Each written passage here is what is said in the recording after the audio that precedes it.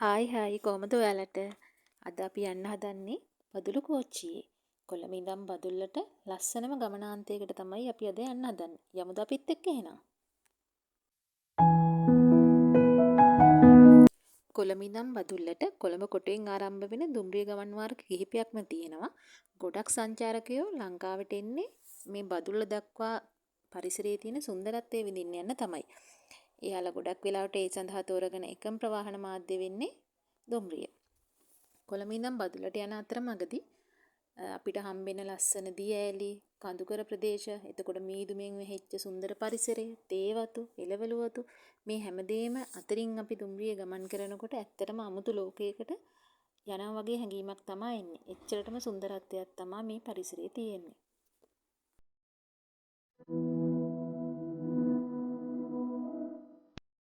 කොළඹ කොටුවෙන් මේ ගමන ආරම්භ වුණාට කොළඹ කොටුවේ ඉඳන් නුවර වෙනකන් අපිට චුට්ටක් ජනාකීර්ණ පරිසරයක් තමයි දකින්න පුළුවන් වෙන්නේ. මේ අපේ දුම්රිය ගමනේ ලස්සනම පරිසරය එන්නේ නුවර පහ වුණාට පස්සේ. නුවර පහ වුණාට පස්සේ තමයි අර දර්ශනීය කඳුකර භූ දර්ශන, එතකොට දියඇලි, තේවතු මේ ඔක්කොම අපිට බලන්න පුළුවන් වෙන්නේ නුවර පහ වුණාට පස්සේ. අපිට මේ දුම්රිය මාර්ගයේ මුලින්ම හදන්නේ ඉංග්‍රීසි ජාතිකයෝ විසින්නේ. ඉංග්‍රීසි ජාතිකයෝ මුලින්ම එක කොටසක් තමයි හදලා ඉවර කරන්නේ. ඊට පස්සේ නානුවෝ ඉඳන් මදුල්ල දක්වා කොටස හදලා ඉවර කරන්නේ 1885 අවුරුද්දේදී. ඊට පස්සේ තමයි නුවර ඉඳන් දිගටම බදුල්ල දක්වාම ගමන් කරන්න පුළුවන් දුම්රිය මාර්ගය සකස් වෙන්නේ. ඒ වගේම තමයි අපේ මේ දුම්රිය මාර්ගයේ විශේෂත්වයක් තියෙනවා. ඒ විශේෂත්වය තමයි පළාත් තුනක් කරහා තමයි මේ දුම්රිය මාර්ගය ගමන් කරන්නේ. බස්නාහිර පළාත, මධ්‍යම පළාත සහ ඌව පළාත කියන පළාත් තුන හරහා තමයි මේ දුම්රිය මාර්ගය ගමන් කරන්නේ. මේකේ අර මධ්‍යම පළාත හරහා ගමන් කරන කොටස තමයි වඩාත්ම දර්ශනීයම දර්ශනය බලා ගන්න පුළුවන් වෙන්නේ ඒ කොටසදී තමයි අපිට. කොළඹ ඉඳන් බදුල්ලට යන මේ දුම්රිය මාර්ගයේ අපිට විශේෂ සංචාරක ස්ථාන කිහිපයක්ම පහු කරන්න පුළුවන්. ගොඩක්ම සංචාරක ආකර්ෂණය දිනාගත්ත සංචාරක ස්ථාන තමයි මේවා. විශේෂයෙන්ම අඹේවැල, පට්ටිපොළ, එතකොට ඔහිය, ඉදල්ගස්හින්න, හපුතලේ, ඊට පස්සේ දියතලාව, ඇල්ල මේ වගේ සංචාරක ආකර්ෂණීය වැඩි වශයෙන් දිනාගත්ත සංචාරක ගමනාන්ත රසක්ම මේ දුම්රිය ගමනේදී අපිට හම්බ වෙනවා.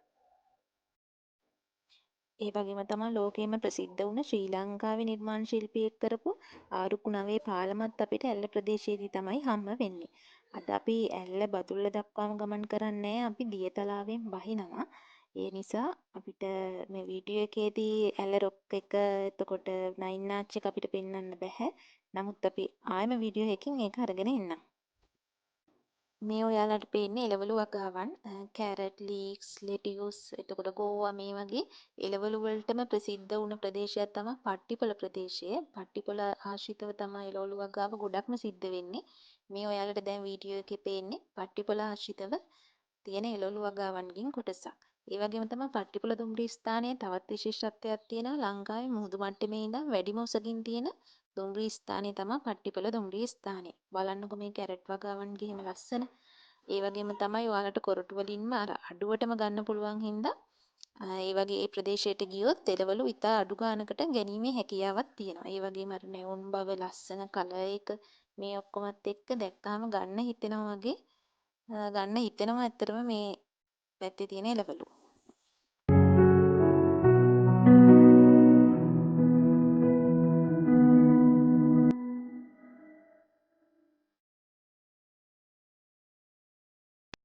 කොළඹ ඉඳන් බදුල්ල දක්වා යන මේ දුම්රිය ගමනේදී තමයි ලංකාවේ දුම්රිය ගමනකදී හම්බෙන වැඩිම බිංගෙවල් සංඛ්‍යාවක් හම්බ වෙන්නේ.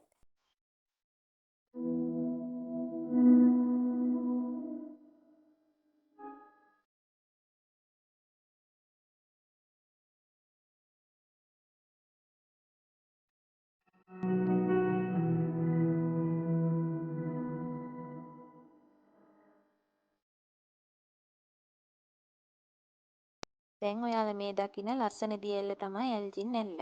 බලන්නකො මීදුමත් එක්ක සීතලත් එක්ක මේ දියැල්ලේ තියෙන ලස්සන කන්ද උඩින් අපි යනකොට අපිට පේන වීව් එක කොහොමද කියලා. ඉතින් මේ ලස්සන බලන්න යනවා නම් ඔයාලට කොළඹ කොටුවේ ඉඳන් බදුල්ල දක්වා ගමන් කරන්න වෙනවා. කොළඹ කොටුවේ ඉඳන් මදුල්ල දක්වා ගමන් කරනවා නම් ඔයාලට කලින් දුම්රිය ආසන වෙන් කර ගැනීමේ පහසුකම තියෙනවා. මාසෙකට කලින් වෙන් කර ගන්න පුළුවන්. දැන් ඔන්ලයින් හරහත් පුළුවන්. එහෙම නැත්නම් ස්ටේෂන් එකට ගිහිල්ලත් පුළුවන්. එහෙම යනවා නම් පළමු පන්තියේ දුම්රිය මැදිරි, දෙවන පන්තියේ දුම්රිය මැදිරි, තුන්වන පන්තියේ දුම්රිය මැදිරි කියලා තියෙනවා. ඔයාලට කැමති එකක් වෙන් කර ගැනීමේ හැකියාව තියෙනවා. කොළඹ ඉඳන් බදුල්ලට පළමු පන්තියේ මැදිරියක යනවා නම් එක්කෙනෙකුට රුපියල් 3000ක මුදලක් යනවා යන්න විතරක්.